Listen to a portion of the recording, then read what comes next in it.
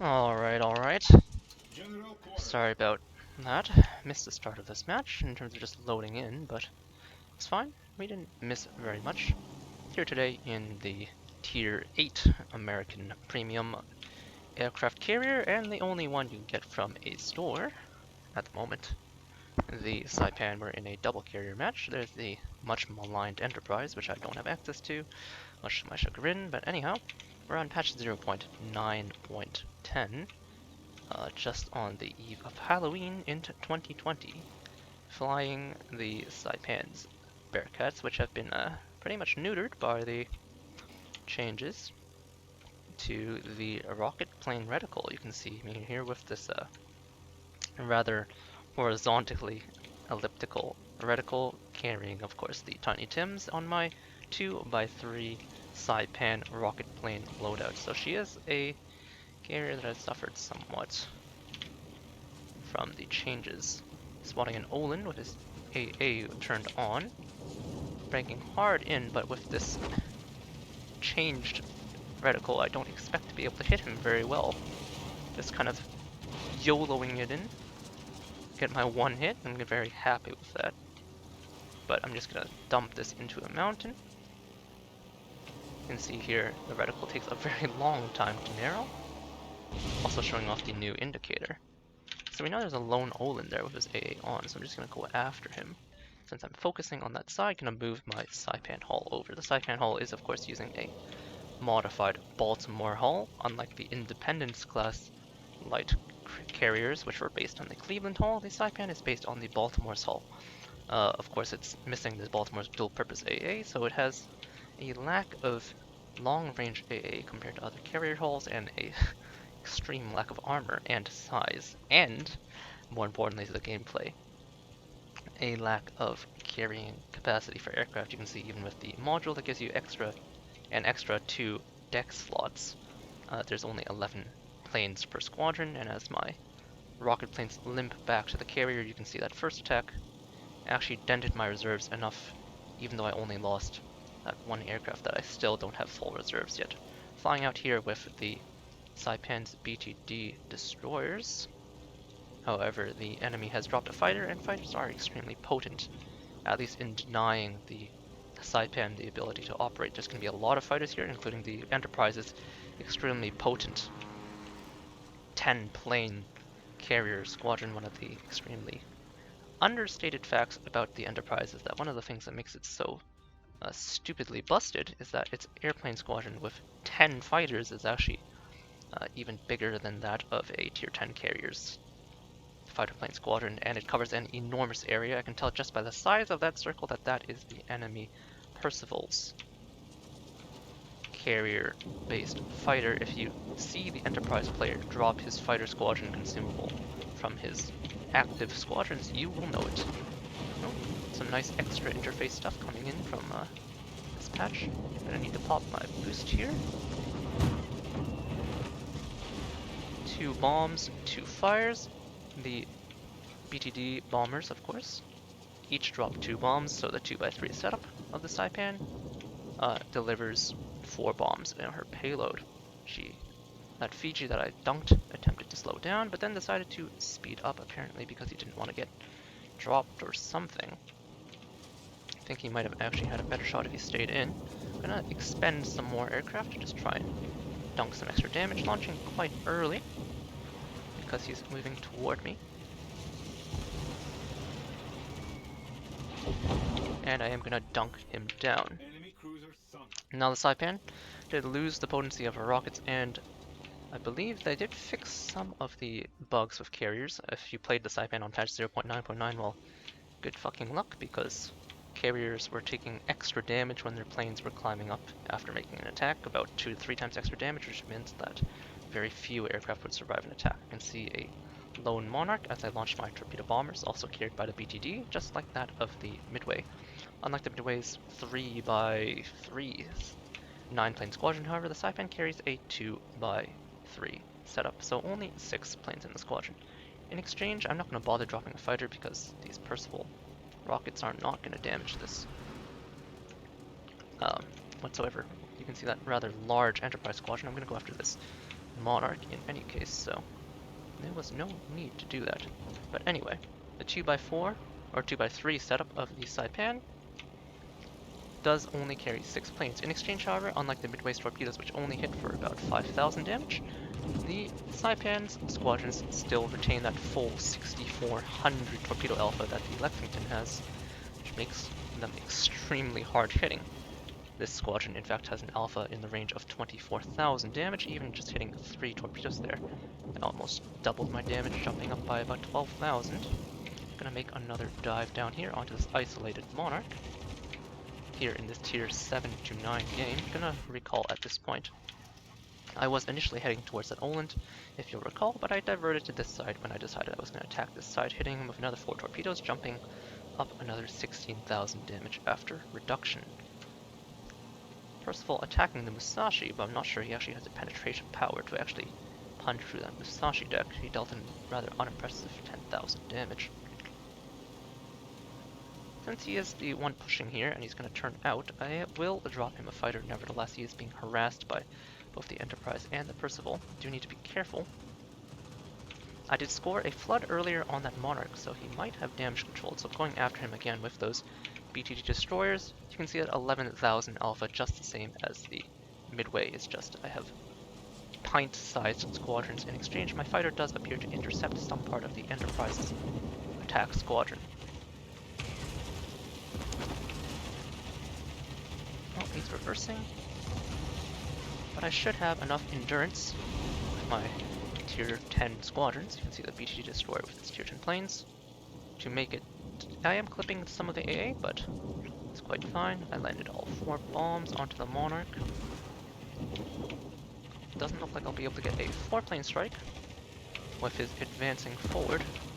But hopefully, oh, not quite enough HP. You can see that small squadron size. Gonna just push her into reverse. My squadrons are full, but you can see that after losing the 4 planes there with only 2 bombers returning, it's going to be a while until we have full reserves again. That is just one of the classic features of the Saipan. I'm going to try and go into that cap actually, because we do need cap points, even though I am going to bleed out these guys. Going to defend the Musashi from the Enterprise once more as I do so.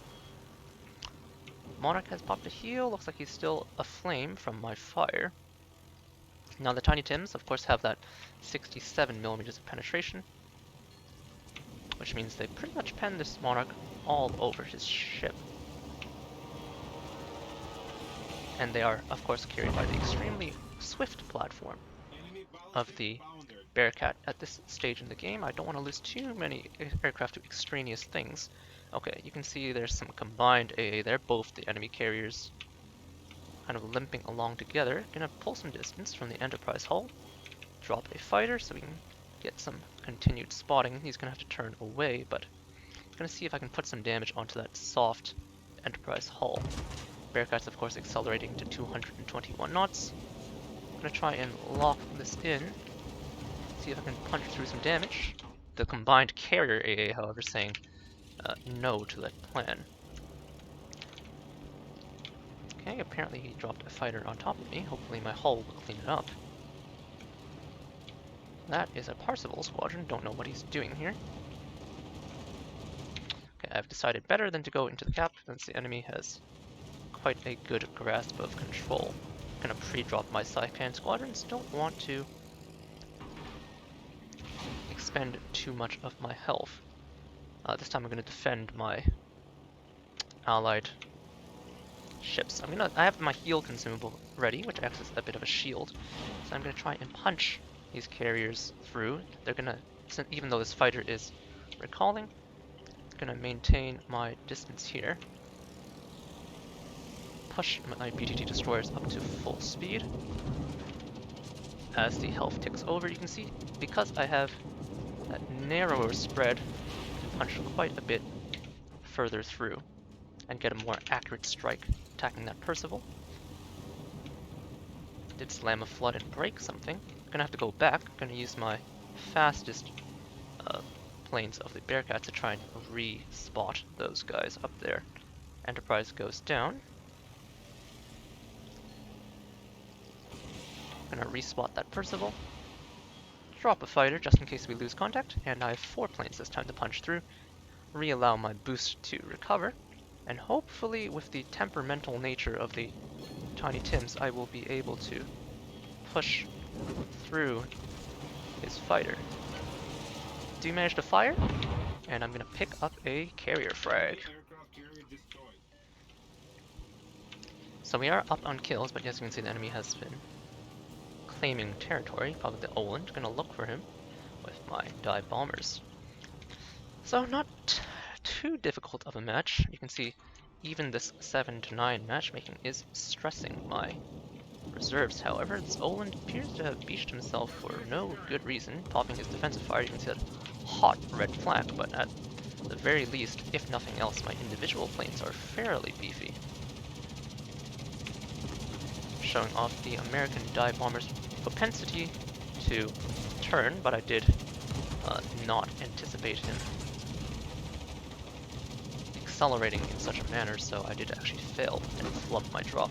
Both enemy destroyers here together. You can see quite a bit of short-ranged AA trimming down my planes, so even with these so-called tanky planes, not able to make the drops because of the altitude, so I'm gonna have to just limp back home, really. Controlling my hull, I can see them both going for that northern channel. Now,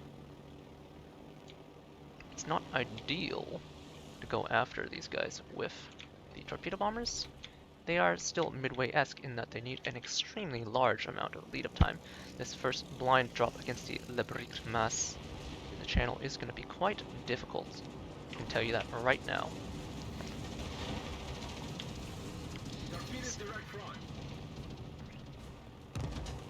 Miss on that. Might actually be easier to hit the Oland. I'm kind of reluctant to go after him, however, because this guy is more of an immediate threat to me.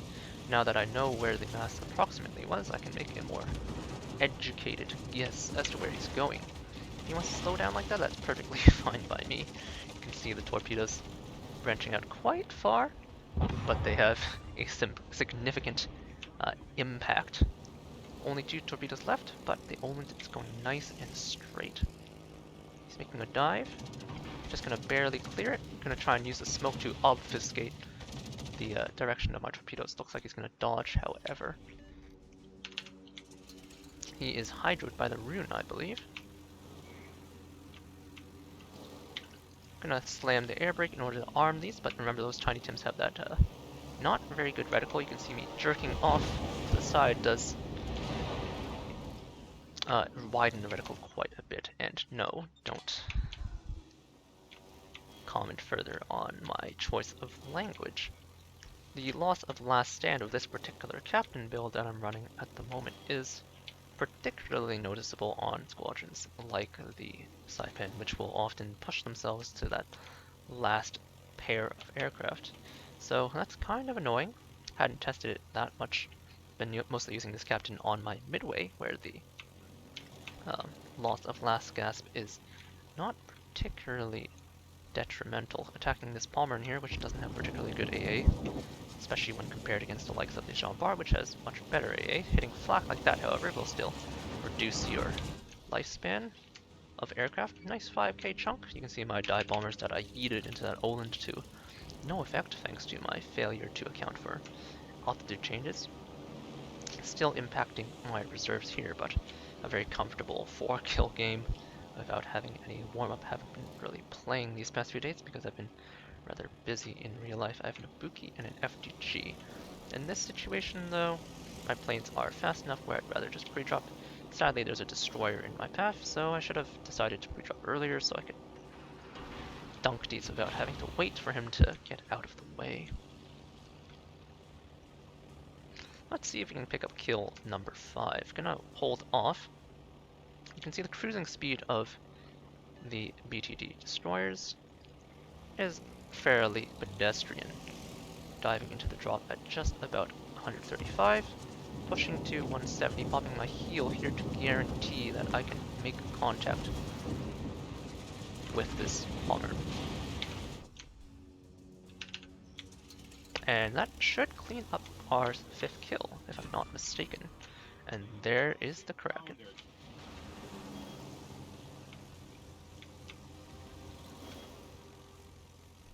6 planes in this rocket plane squadron. It's all of the rocket planes left, all of our F-8F Bearcats left. And in this double carrier game, we actually managed to avoid getting struck by the carriers, which is fairly rare. Can we pick up kill number 6? Undeserved, but gladly picked up. My rockets do have enormous amounts of penetrative power, so even though most of the rockets hit that turret face, the one rocket that slipped by with its 5000 HE alpha did clip kill number 6 for some easy, clean kills. Pretty pedestrian Saipan game, not so much in the way of HE/DP damage. The former queen of American carrier damage, the high explosive dive bomber, has seen better days. At least for the Saipan, the best squadron is these extremely formidable torpedo bombers. No last gas, but I still have plenty of boost from using my last boost charge, so I'm going to bring these around. The Ibuki has fairly mediocre AA, and I am going to clean him up for kill number 7. And okay, this client is bugged and the screen flashes black after matches right now on this patch, so that's kind of rough. Anyhow, 130,000 damage, 18 torpedo hits, 7 bomb hits, 5 aircraft shot down, 6 incapacitations, 7 kills, 4 fires, 3 floods, 7 spotting ribbons, 19 rocket hits, and 2 fighters. It's been a while since I played the Saipan, but team score wise you can see from that 2400 base experience that she's still a formidable threat. The rocket planes have been reduced in utility, but they are still quite useful. Obviously in this game the torpedoes pulling the bulk of the weight of the damage, but some nice fire damage. Dive Bomber's able to do some pretty good work early on against that Monarch and that Fiji.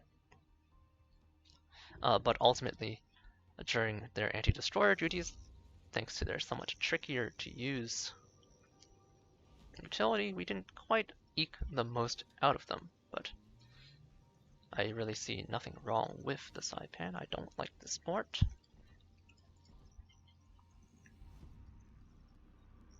Not interested in having aliens in the background.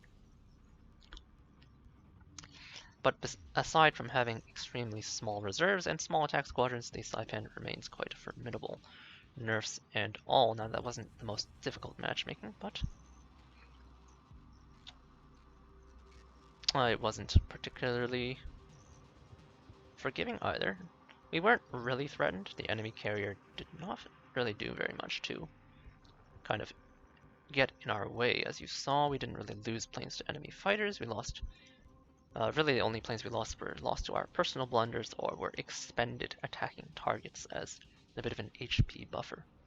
So outside of that one flub with the dive bombers against those 2 destroyers, some pretty clean gameplay. That early attack on the Oland, however, showing off that the rockets are extremely unreliable against light targets. Other things of note that haven't changed about the Saipan, but that you should know if you're fresh to the Saipan in patch 0.9.10 is that her AA is extremely short-ranged. You only have mid-range aura, and while you do a good amount of damage at 340 mid-range DPS, it's definitely not going to stop a strike from hitting you. And if you go to her armor layout and health, you can see that with 4% torpedo bulge and 51,000 health, she's not exactly the most heavily protected carrier, and with a 16mm hull, even destroyers are going to be ripping you up. So the Saipan is definitely not a carrier you want to be in if you're going to get shot at. Detectability range is pretty good at 10.7, still ironically, however, or maybe not ironically, but amazingly, that is still worse than the Kaga's detection of 9.9. Not sure how that works, because if you look at the size of the Kaga here, the Kaga is absolutely monstrous. She's actually about as tall as the Musashi in terms of where her deck is. If you go back to here, you'll see she's basically as tall, and then you flip back to the Saipan with its 10.7 kilometer detection, and yeah, it's not even particularly close. So yeah, fragile hull, you definitely want to stay out of the way. Could have been a bit dicey there at the end if I didn't deal with those destroyers With my lack of armor, even just at La Brique Math and Olin could have ripped me up.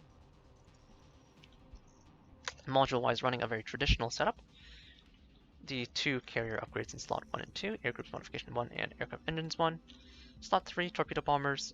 Attack time, you do have those midway squadrons, so if you're familiar with midway squadrons at all, they take a very long time to kind of narrow the spread, thanks to the fact that these squadrons are smaller than the midways, however they do get quite nice and tight, but having the extra 5 seconds I find is actually quite a bit more comfortable than getting the extra bit of speed. You're typically not going to be using Saipan torpedoes against destroyers anyway. You did see me use them there in that manner, but it's not the typical usage. Usually you'll be using them in the way I did against the Palmer and Monarch to cripple heavy targets. The Saipan, especially after the nerf to the rocket plane reticle, is, well, not especially well equipped to deal with destroyers or rockets and bombs when they contact, can deal large sums of damage. But thanks to the low density compared to the midway, if you're using Tiny Tims and bombs, you're dropping 33% less munitions per attack, 6 rockets as opposed to 9, and 4 bombs as opposed to 6, so it can be a bit tricky because the reticle does not change in size overall. You just have the same sized reticles, but with 33% less munitions flying over to the target, so obviously that does decrease your accuracy. Now, the torpedo bombers are the most powerful squadron in terms of reliable damage output. But thanks to the fact that they have a heal, you can give the extra HP to the dive bomber, so that's where I put my HP, and slot 6 absolutely has to be the extra 2 deck spaces. You go from 9 to 11 aircraft of each type, which on the Saipan is a massive increase, almost a more than 20% increase in aircraft capacity, which is a phenomenally efficient upgrade, so you have to take the deck space. This is my current midway captain. Now, I used to have no site stabilization and demolition expert and last gasp, but I've modified my build somewhat. You'll note that on the American carriers I do take torpedo acceleration still, thanks to the slow base speed of the American torpedo. They only do 35 knots, so pushing them up to 40 knots is extremely useful. In order of priority though, you take the original Core 9 skill points, so that's servicing time, torpedo acceleration, armor, and survivability expert, followed with plane speed. Then go back into Concealment Expert, because you can truly get away without having site stabilization. It's more of a efficiency thing to get slightly improved performance over drops occurring in heavy AA, and finally you wrap up, of course, with that site stabilization with your last 4 points. If you don't think site stabilization is necessary, you can go that old build with Last Gasp and Demolition Expert. That build works excellently as well. I've just modified my build to try and kind of min-max a little more, thanks to the fact that the midway is no longer able to get as much reliable damage out of her rockets, in order to lean more heavily on the torpedo bombers and dive bombers. I spec into site stabilization to get them to perform a little bit better in situations where I might not have as much reaction time to arm my attacks.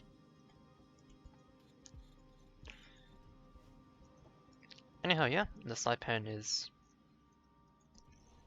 still in a pretty decent spot. Apparently I auto-collected some credit containers yesterday, which is kind of crap, but anyhow. People might tell you that the Saipan is pretty bad, and they're not wrong, necessarily. It's not as powerful as some of the other tier 8s, especially after the changes to her Tiny Tims, which were honestly one of her better squadrons, a very reliable squadron in the past before they changed the reticle. Or, well, relatively reliable. When you launch only 6 rockets, there's definitely a limit to how much reliability you can produce, but they definitely were one of her more reliable squadrons. But now, definitely really a squadron you can only use with a high degree of predictability against heavy targets, so definitely suffered a little bit, but that's not to say that the Saipan, when you avoid those heavy AA targets and you can get late into the game, isn't still a formidable foe. Yeah, nothing too complex about this game here, just thought I'd jump into the Saipan and check it out, and honestly nothing has changed. The ship is still about the same as she performed before. Yeah, anyhow, I hope you enjoyed, and I will catch you guys later. Cheers.